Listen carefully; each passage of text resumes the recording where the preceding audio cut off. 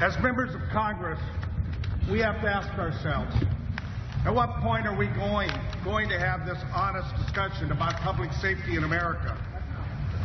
At what point are we going to have an opportunity to discuss the impact that hate crimes are having throughout America? When? Like many of you here, I strongly support the Second Amendment. I grew up in a family with guns that used them for hunting and for self-protection. This isn't about the Second Amendment.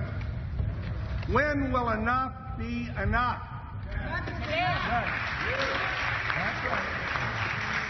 If now is not the time, then when is the time? The deadly shooting in Orlando could have happened anywhere in the United States.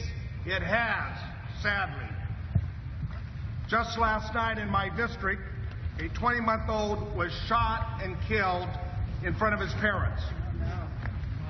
Fresno Police Chief Jerry Dyer stated that a tragedy occurred in our city last night.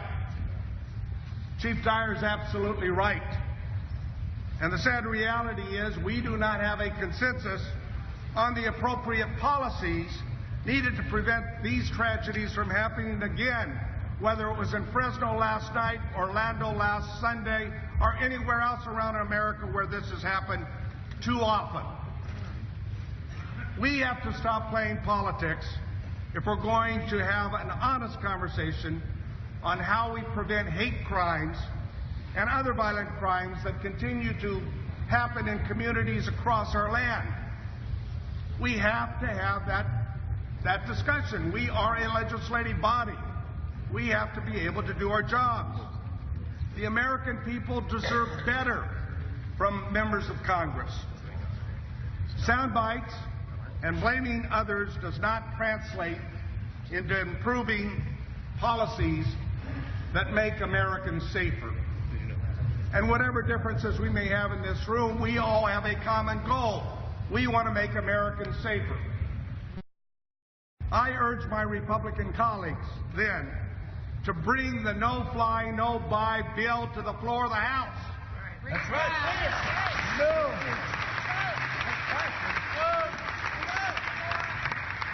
Bring it to the floor.